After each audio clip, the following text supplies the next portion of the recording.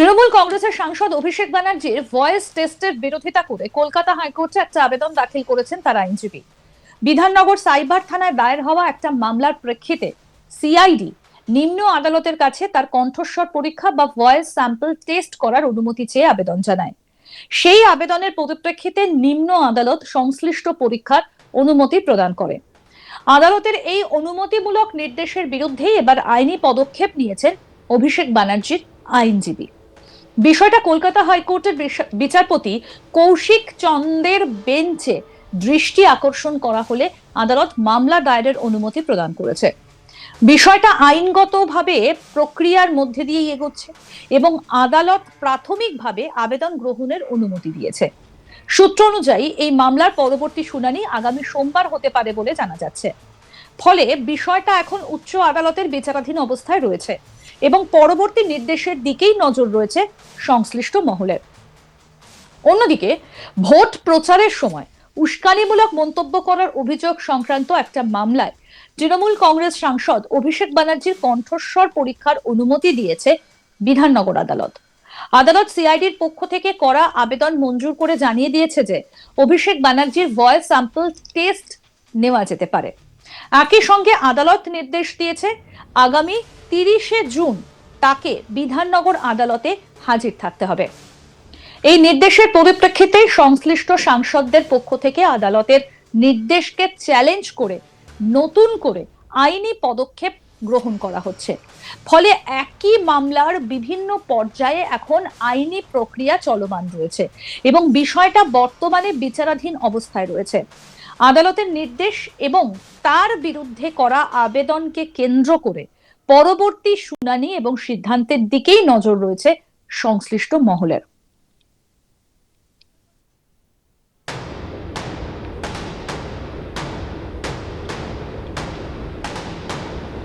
আমাদের প্রতিনিধি মানুষ নস্কর কি প্রতিবেদন তুলে ধরেছেন দেখবো এবার।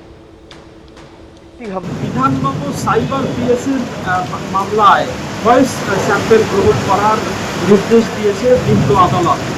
বিধাননগর নিম্ন আদালতের ম্যাজিস্ট্রেট তিনি নির্দেশ দিয়েছেন আগামী 30শে জুন অভিষেক বন্দ্যোপাধ্যায়কে বিধাননগর আদালতে হাজির হয়ে তার নমুনা প্রদান করতে হবে।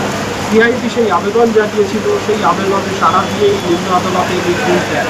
সেই নির্দেশের বিরুদ্ধে এবার কলকাতা হাইকোর্টের দ্বারস্থ হয়েছেন অভিষেক বন্দ্যোপাধ্যায়। এদিন সকালে বিচারপতি কৌশিক চন্দ্র বেঞ্চের দৃষ্টি আকর্ষণ করে আইনজীবী সব্যসাচী ব্যানার্জি ও অয়ন ভট্টাচার্য তারা জানান যে ওই ঘটনায় বা ওই মামলায় অভিষেক বন্দ্যোপাধ্যায় কোথাও বলেননি যে সরকার নয়, তাহলে কেন ফের তাকে কণ্ঠস্বর প্রদান করার জন্য আদালতে হাজিরা দিতে আসে। এই নির্দেশের বিরোধিতা করে তারা মামলা দায়ের করার আবেদন জানান।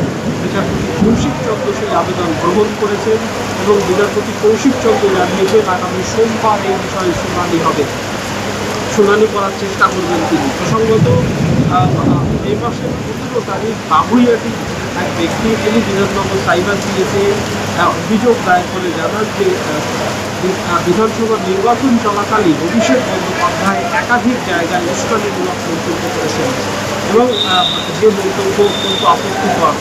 তিনি উল্লেখ করেছিলেন 4 তারিখের পর 4 মের পর ডিজে বাজবে, দিল্লি কোন বাবা রক্ষা করে তিনি দেখবেন, এরকম একাধিক মন্তব্য, যে মন্তব্য জনমানুষের বিরূপ প্রতিক্রিয়া সৃষ্টি করতে পারে বলে ওই ব্যক্তি দাবি করেছেন এবং একাধিক অভিযোগ থেকে ভয়েস পেতে তিনি অভিযোগের সাথে যুক্ত করে সেই বিধাননগর সাইবার পিএসে অভিযোগ দায়ের করেছেন। সেই ঘটনায় অভিষেক বন্দ্যোপাধ্যায় তিনি কলকাতা হাইকোর্টের দ্বারস্থ হয়েছিলেন রক্ষা কবচের আবেদন নিয়ে। আমরা জানি যে মে মাসের শেষ নাগাদ বিচারপতি সৌগত ভট্টাচার্য তিনি অভিষেক বন্দ্যোপাধ্যায়কে রক্ষা কবচ দিয়েছিলেন 31 জুলাই পর্যন্ত, কিন্তু তাকে তদন্তে সহযোগিতা করতে বলা হয়েছিল এবং তার বিদেশ যাত্রার উপরে বহু নিষেধ আরোপ করেছিলেন বিচারপতি। পাশাপাশি তদন্তকারী আধিকারিকদের বলা হয়েছিল অভিষেক বন্দ্যোপাধ্যায়কে 48 ঘন্টা আগে নোটিশ দিয়ে জানাতে হবে এই বিষয়ে জিজ্ঞাসাবাদে। সেই অনুযায়ী সিআইডি ইতিমধ্যে এই ঘটনায় তদন্ত করছে। সিআইডি তদন্তেরই অংশ হিসেবে অভিষেক বন্দ্যোপাধ্যায়ের কণ্ঠস্বরের নমুনা সংগ্রহ করতে চায়। সেজন্য তারা বিধাননগর আদালতে ম্যাজিস্ট্রেটের কাছে আবেদন জানিয়েছিলেন। ম্যাজিস্ট্রেট ইতিমধ্যেই তাকে অনুমতি দিয়েছে সেই সেই নির্দেশের বিরোধিতা করেই কলকাতা হাইকোর্টের দ্বারস্থ হয়েছেন অভিষেক বন্দ্যোপাধ্যায়। প্রসঙ্গত এর আগে বিচারপতি সৌগত দিলেও এই মামলায় রীতিমতো ঘোষণা করেছিলেন যে অভিষেক বন্দ্যোপাধ্যায় একজন অত্যন্ত জনপ্রিয় জনপ্রতিনিধি, যার কয়েক লক্ষ ফ্যান ফলোয়ার্স রয়েছে, তার পার্টির সহকর্মীরা রয়েছে, অনুগামীরা রয়েছে। এরকম একজন রাজনৈতিক ব্যক্তিত্ব, একজন জনপ্রতিনিধির থেকে এই ধরনের একেবারেই আশা করা যায় না। তাতে তার আরও বেশি দায়িত্বশীল হওয়া উচিত ছিল। তবে তিনি হেফাজতে নিয়ে জিজ্ঞাসাবাদের প্রয়োজন আছে বলে মনে করেননি। সেই জন্য অভিষেক বন্দ্যোপাধ্যায়কে ইন্টারিম প্রোটেকশন অন্তর্বর্তী রক্ষা কমিটি দিয়েছিলেন। তবে তদন্তে কোনো নির্দেশে আরোপ করেননি বিচারপতি। সেই মামলারই তদন্তের পার্ট হিসেবে অভিষেক বন্দ্যোপাধ্যায়ের কণ্ঠস্বরে নমুনা সংগ্রহ করতে চায়। অভিষেক বন্দ্যোপাধ্যায় আদালতে এটি পাল্টা বক্তব্য। অভিষেক বন্দ্যোপাধ্যায় নিজে কোথাও অস্বীকার করেননি এই বক্তব্য বা ওই বলার কণ্ঠস্বর তার নয়। তাহলে কেন তাকে আদালতে গিয়ে তার কণ্ঠস্বরের নমুনা প্রদান করতে হবে? বিচারপতি কৌশিক চন্দ্র বক্তব্য শোনার পর মামলা দায়ের করার নির্দেশ দিয়েছেন এবং তিনি জানিয়েছেন আগামী সোমবার থেকে এই বিষয়ে শুনানি করার চেষ্টা করবে। প্রসঙ্গত অভিষেক বন্দ্যোপাধ্যায় আরেকটি মামলা আজকেই বিচারপতি কৌশিক চন্দ্র শুনানির জন্য তালিকাভুক্ত রয়েছে। বিধানসভায় বিরোধী দলনেতা নিযুক্ত করার মামলায় সেখানেও সিআইডি তাকে সমন পাঠিয়েছিল জিজ্ঞাসাবাদের জন্য। তিনি কলকাতা হাইকোর্টের দ্বারস্থ হয়েছিলেন এবং কলকাতা হাইকোর্ট তাকে অন্তর্বর্তী সুরক্ষা কমিটি দিয়েছিল। সেই মামলারও আজকে শুনানির জন্য তালিকাভুক্ত হয়েছে এবং এখনো পর্যন্ত সেই মামলা শুনানি হয়নি। হয়তো আদালতের দ্বিতীয়ার্থে এই মামলার শুনানি হতে পারে।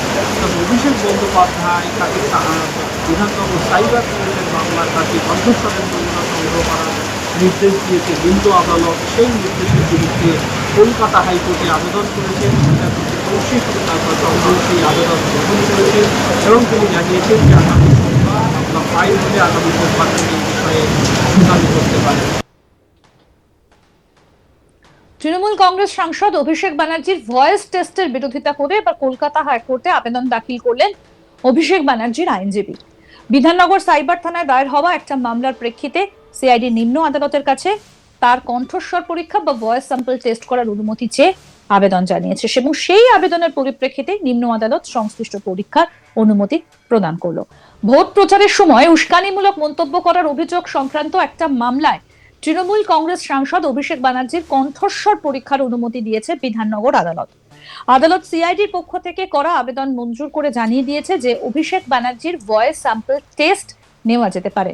একই সঙ্গে আদালত নির্দেশ দিয়েছে আগামী 30শে জুন অভিষেক ব্যানার্জিকে বিধাননগর আদালতে হাজির থাকতে হবে।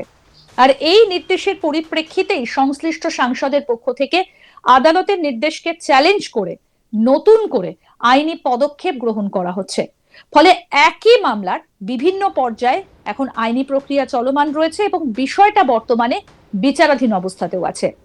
আদালতের নির্দেশ এবং তার বিরুদ্ধে করা আবেদনকে কেন্দ্র করে পরবর্তী শুনানি এবং সিদ্ধান্তের দিকেই নজর রয়েছে সংশ্লিষ্ট মহলের। পরবর্তী আপডেট পেতে দেখতে থাকুন আজ তাক বাংলা, সাবস্ক্রাইব করুন।